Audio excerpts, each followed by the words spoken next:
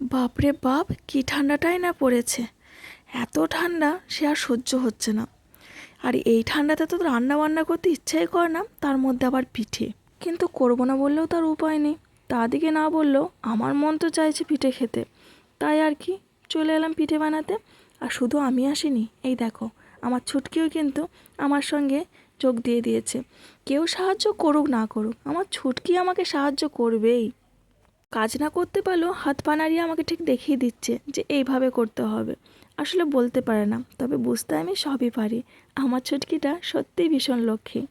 তো নমস্কার বন্ধুরা, আমি কেয়া চলে এসেছি আবারও নতুন একটা ভিডিও নিয়ে আপনাদের সামনে। তো এই ঠান্ডাতে আপনারা কেমন আছেন অবশ্যই জানাবেন। আমার অবস্থা তো ভীষণ খারাপ। দিল্লিতে এখন প্রায় ওই 4 ডিগ্রি মতন চলছে।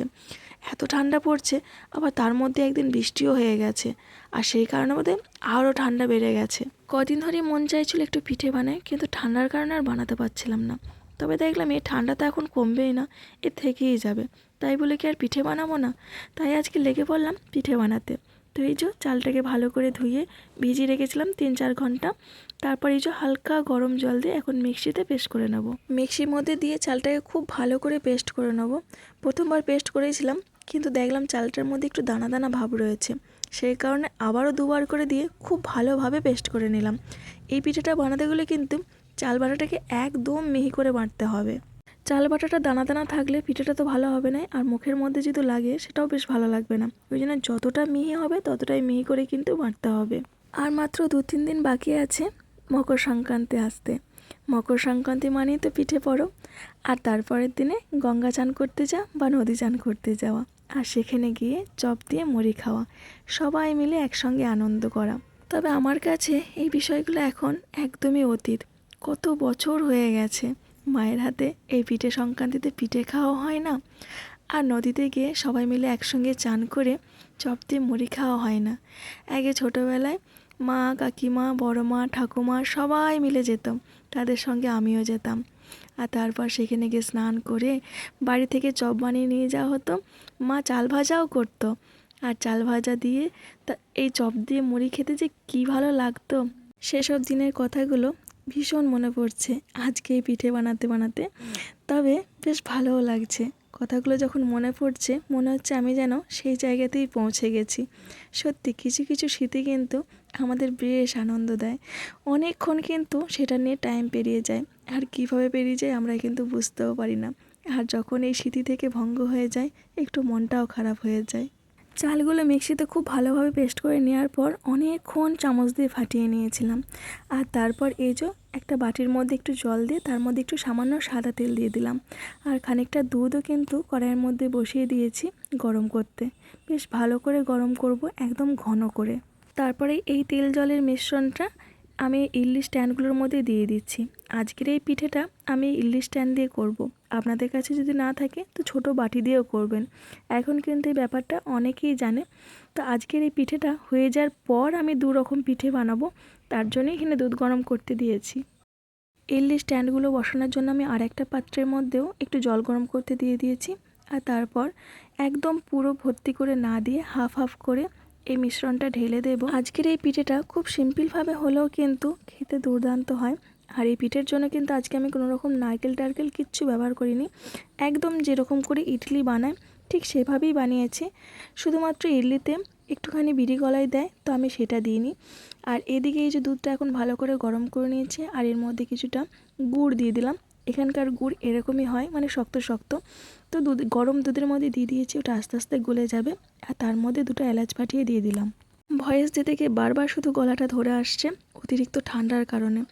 এত গরম জল খাচ্ছি, এত গার্গেল করছি, তাও কিছুতেই গলা ঠিক হচ্ছে না। মানে যতক্ষণ না এই ঠান্ডাটা যাচ্ছে ততক্ষণ পর্যন্ত এরকমই হয়তো হবে।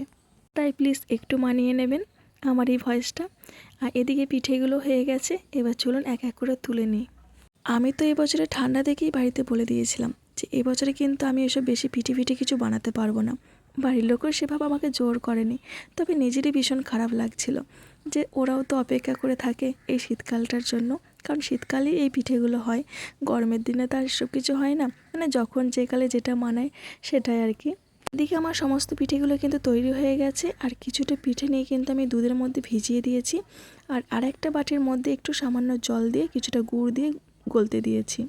জল আর গুড়কে দিয়ে ভালো করে ফুটিয়ে একটা পাক তৈরি করে নেব। আর এটা দিয়ে আজকের এই পিঠেটা খাবো, একদম সসের মতন করে বানাবো। আর একটা কড়াইয়ের মধ্যে দিয়ে দিয়েছি কিছুটা সর্ষের তেল, আর তেল গরম হলে তার মধ্যে দিয়ে দিলাম শুকনো লঙ্কা, পাঁচফোড়ন আর গোটা জিরে। এখন দেবো কিছুটা আদা বাটা। তেলের মধ্যে মশলাগুলোকে বেশ ভালো করে ভাজা করে নেব। আর তারপর দিয়ে দেবো একটু মেথি পাতা। এটাতে কিন্তু সেন্টটা খুব সুন্দর আসে আর বেশ ভালোও লাগে খেতে। খুব ভালো করে ভাজা হয়ে গেলে এরপর একটু সামান্য হলুদ দিয়ে দেবো। হলুদটা আগে দিইনি, কারণ হলুদটা যদি পুড়ে যায় কালো হয়ে যাবে, তাই পিঠেগুলো দেওয়ার আগেতেই হলুদটা দিলাম। একটু সামান্য নাড়ানাড়ি করেই পিঠেগুলো এখন ঢেলে দিলাম। এই পিঠেগুলোকে আমি এখন খুব ভালো করে ভেজে নেব, একদম উল্টো পাল্টা করে খুব সুন্দর করে কিন্তু ভেজে নেব। পিঠেগুলো তৈরি করার সময় তো নুন দিয়েছিলাম, তবু সামান্য আর একটু নুন এখন দিলাম, কারণ এই পিঠেগুলো একটু নুন নুন ভাব হলে বেশ খেতে ভালো লাগে। দুধের মধ্যে যে পিঠেগুলো ভিজিয়েছি সেগুলো আর আপনাদের সঙ্গে শেয়ার করিনি, কারণ আগের দিনে একটা ভিডিও দিয়েছিলাম সুজি দিয়ে এরকমই ঠিক পিঠে বানিয়ে দুধের মধ্যে দিয়ে খুব ভালোভাবে ফুটিয়ে নিয়েছিলাম। তো ঠিক সেইভাবেই আমি এই পিঠেগুলো করেছি, সেই জন্য আর সেটা শেয়ার করিনি। এদিকে পিঠেগুলো ভাজা ভাজা হয়ে গেছে, কিন্তু বাসন জমে গেছে প্রচুর, তাই বাসনগুলো একটু মাজা ধোয়া করে নিলাম, কারণ এরকম নোংরা হয়ে থাকলে আমার একদম কাজ করতে ভালো লাগে না। এই ঠান্ডাতে আমার কাছে এই বাসন ধোয়াটা এখন একটা ভীষণ কঠিন কাজ হয়ে গেছে, কারণ বাসন ধোয়ার পর হাতের আঙুলগুলো আপনা আপনি যেন বেঁকে যাচ্ছে। আর তারপর দেখো, মানে গরম ঢাকাটা খুলে ফেললাম খুন্তি ছাড়াই, হাতের মধ্যে একটু তাপলা কোনো ব্যাপারই না, এতটাই ঠান্ডা হয়ে গেছে হাতটা। এই যে দুধে ভেজানো পিঠেটা এখানে নিয়েছি, আর ওই গুড়টাকেও ভালো করে গলিয়ে নিয়েছি জল দিয়ে, তারপর একটা বাটির মধ্যে নিয়ে নিলাম। আর এখন এখানে যে পিঠেগুলোকে একটু সাজিয়ে নিয়েছি, এরপর নিয়ে যাব ওনাদের কাছে, মানে যাদের জন্য এই সুন্দর করে পিঠেগুলো বানিয়েছি, আমার হাজব্যান্ড আর আমার মেয়ের জন্য। আপনারাও কিন্তু বাড়িতে এইভাবে পিঠেটা বানিয়ে দেখতে পারেন। এই যে নুন হলুদ দিয়ে যেটা ভাজা করেছি মশলা দিয়ে, এই পিঠেটা খেতে কিন্তু দুর্দান্ত লাগে এই গুড়ের সঙ্গে। তো আজকে আমার এই পিঠের রেসিপিটা আপনাদের কেমন লাগলো অবশ্যই জানাবেন।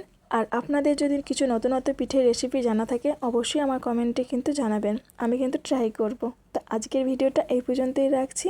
পুরো ভিডিওটা দেখার জন্য আপনাদেরকে অসংখ্য ধন্যবাদ। এইভাবেই আমার সাথে পাশে থাকবেন, আপনাদের ভালোবাসাতে তাহলে একটু একটু করে অনেক দূর এগিয়ে যেতে পারবো।